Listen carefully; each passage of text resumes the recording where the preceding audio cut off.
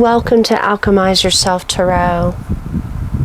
So how did tarot destroy and save my life? Tarot has the power to transform your life. Nothing has ever had this kind of impact on me spiritually. Even a casual study of tarot seduces you into the Fool's journey. It hooks into you, whether you realize the full power of it yet or not. Because basically you will begin to live out the archetypes of the tarot, whether you consciously decide to or not.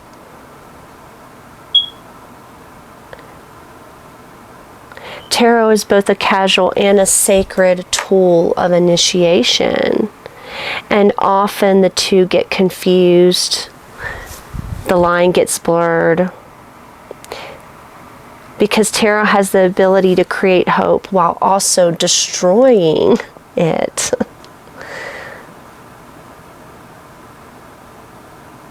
Tarot is one of the most powerful spiritual tools for wisdom, but it can create bondage if we don't learn to ask the right questions. The thing tarot does is it reveals patterns and cycles. When it is overused or misused, it can sometimes just reinforce patterns, whether they are healthy or not. I notice especially in my relationships, because relationships are important testing grounds for experiences and gaining wisdom and having things reflected back to us. But then sometimes we start to overanalyze or try to unconsciously manifest things in regards to other people. I don't see a problem with revealing relationship patterns using tarot, but it's dangerous when it keeps us stuck in unhealthy patterns.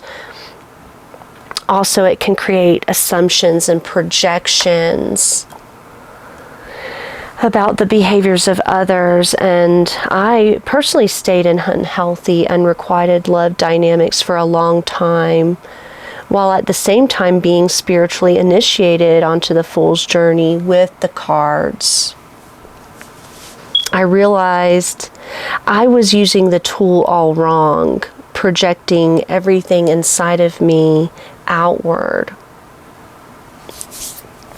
So just remember, the tarot is a sacred mirror, and many readers project their own mirrors into their readings.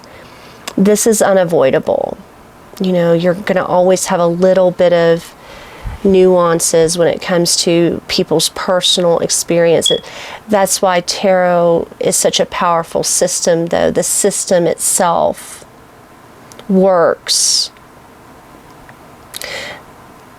and shines through regardless of the reader. So that's why it's just important to use discernment about the messages you're receiving from readers, especially with collective readings. Collective readings are not one-to-one. Collective readers don't know you or your personal situation, even though they can be very accurate. Never override your own free will. On the other hand, hopefully you eventually gain enough wisdom to recognize the pattern, and then it can become a magical tool of liberation. So in the process of getting readings, you start to recognize that pattern, and then eventually you get sick of it and you start to want to find solutions. So when I was using tarot unconsciously to reinforce negative patterns and low vibrational ways of thinking, it did just that. It is always acting as a mirror to what is happening within you. So if you use it to focus on the negativity without real change, it will keep reflecting it back to you. But when you start to awaken to how the ego projects what it wants to see into the cards, you start to ask new questions. You start to listen to the wisdom of what it's actually trying to say. Meaning you start to go deeper. Why does this card keep coming up? You know, like you'll start to ask those questions about yourself. That's when you start to resonate with the messages that are honest to what your soul knows to be true. And you can also be brutally honest with yourself, because it's not just about spiritually bypassing the reality of your life. It's there to help you find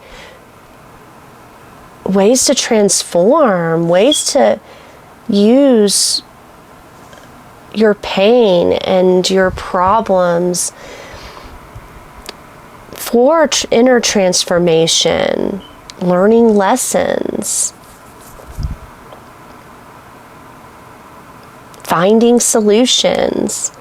So the very tool that gets you lost in the journey can guide you back home. That's where the recreation starts to happen. So I did pull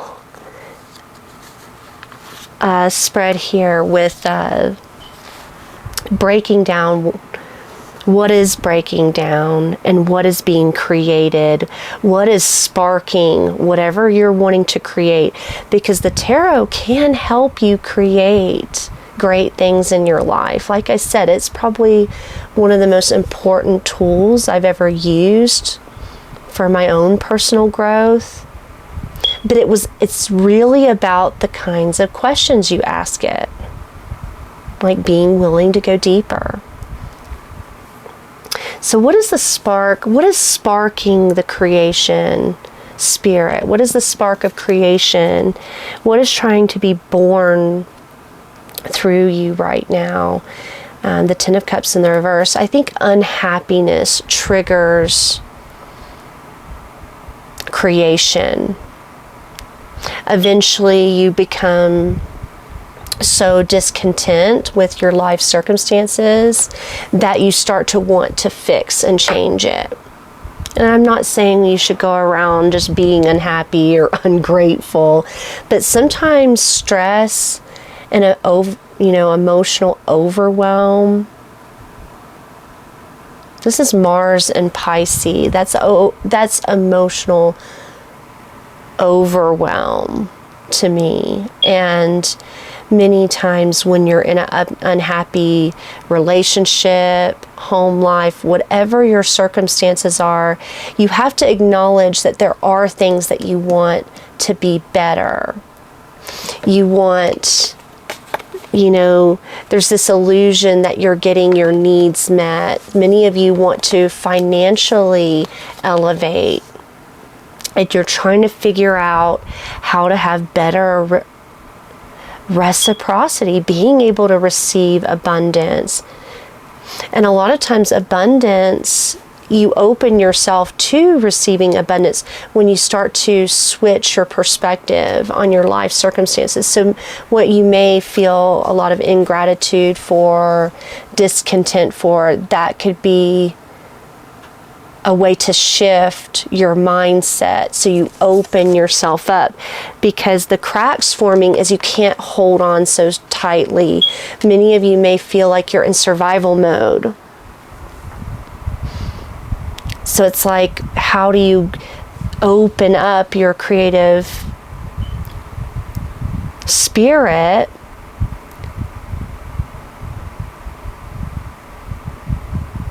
so that you can receive? But the force of this destruction is you don't know your power. You're not recognizing where you actually do have the power to change something here. or create something. But the resistance is you don't want to get out of your comfort zone. The Four of Pentacles is when you're holding on tightly, you're staying in you're unhappy with something, but you stay with it because it's your comfort zone, and you refuse to allow, through pride and ego, you refuse to allow it crumble. The surrender point is when you know that you're not a victim. You're not a victim. You're not powerless.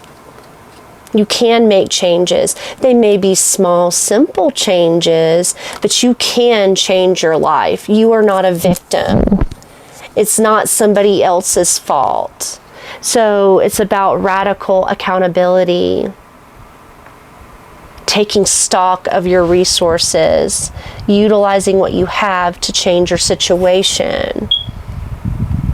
Because it's, if you're in a bad relationship and it's that bad, sometimes you can choose to stay stuck in that because you feel like it brings you some sort of foundation or security, but you're not getting, because the Four and the Six of Pentacles, that's the Ten of Pentacles, you're not getting to that next level where you want to be, where you feel security, where you're not always in survival mode.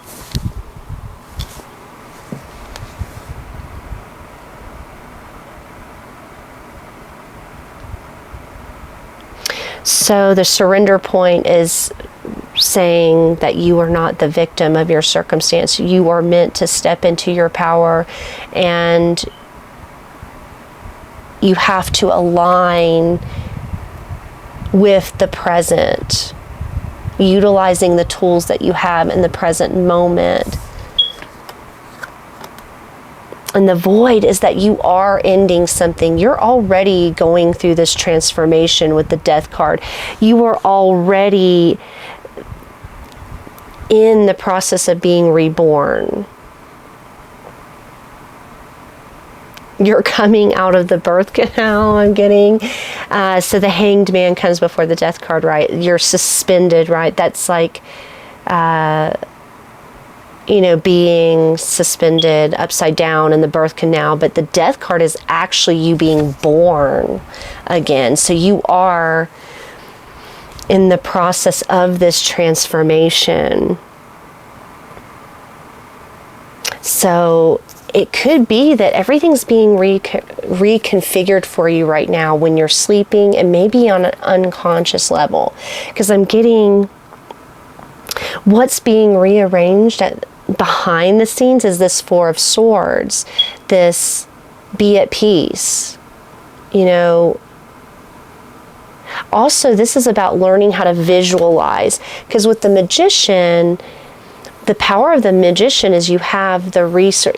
You can't really use the resources until you can visualize what it would mean to be happy. What does happiness look like to you? I think that was from Vanilla Sky or something. But what does happiness look like to you? That lucid dreaming stuff. But yeah, I'm getting that there's this need to be able to visualize what this rebirth is going to look like. And this is where you get the new creation, Temperance. This is where you truly alchemize the situation. What emerges is, if you trust this, is you become very balanced. You can tap into higher states of consciousness, higher awareness. Many of you are soul traveling. You're becoming visionaries.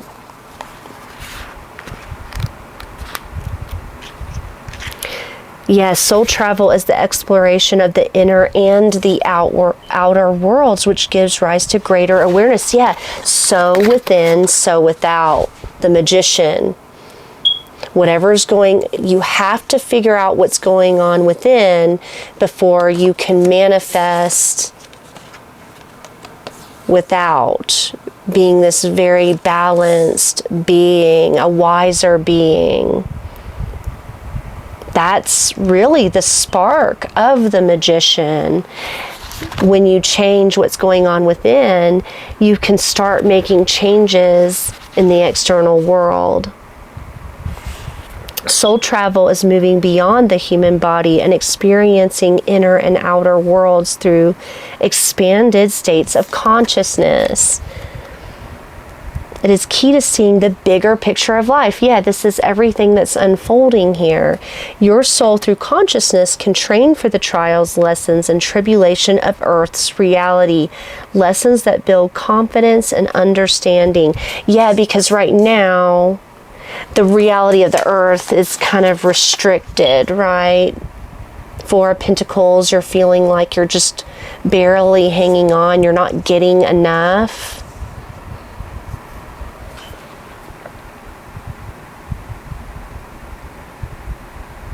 So your soul is being trained on earth. By playing out various lessons through conscious soul travel, you trial various choices that empower you in your waking state. Yeah, and that applies to the tarot too. A lot of times you're visualizing and you're seeing these archetypes, and they actually start to shift your awareness and your consciousness. If you spend enough time with the tarot, as far as really doing work with it, you can get really deep with the tarot. This card serves to remind you of your ability to utilize the amazing gift of vision and insight. See, the magician has mastered vision. You know, the third eye is awakened. But the magician with the temperance this is aligned manifestation, because these are soul lessons that you're accomplishing. These visionary experiences are achieved through the Anja portal, otherwise known as the third eye chakra. Yeah, it's like the book's confirming what I just said. The third eye chakra. This portal is the door that leads to inner realms and worlds of higher consciousness. By tapping more regularly into these realms and exploring your inner self through conscious soul traveling, you will be guided through the complexities of everyday life and will experience profound visions. But see, you have to change your state of mind. Right now, in the earthly realm, you're kind of unhappy. This is not where you thought you would be. Whether it's the relationship, the job, you know, and feeling disempowered, because that's what your time on earth does. It makes you feel disempowered, or that's the programming. That's what we've been taught. That we're constantly having to improve ourselves and, you know, compete for wholeness. You know, that's how earth is, you know. And, you know, our pride and ego, we don't want to lose the very little we have, right? We hold on to it. We fear ending things. We've been taught to fear death, right? I mean, just the word death, it's scary. But the affirmation for this card is, I am open to visionary experiences and insights for my soul's growth. So you have to open yourself up. That's what's being reconfigured right now. And this is quiet. It's not, this reading isn't telling you, oh, well, go like quit your job, quit your life, whatever. Like, I mean, some of you may do that, but I'm just saying this is kind of going on behind the scenes. Changing your state of consciousness actually takes a long time. Seeing the truth. And, you know, I'm still working on that. You know, I haven't even fully, you know, we're all working at it. And that's the beauty of it. That's why, you know,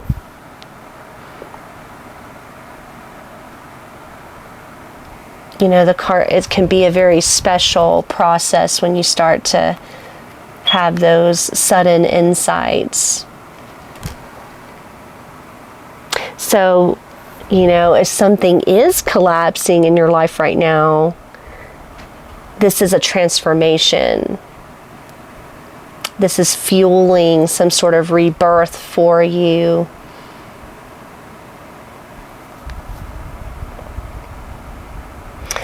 So I'm going to close it out there. Please like, share, and subscribe. And I wish you the best of luck on your journey. Bye.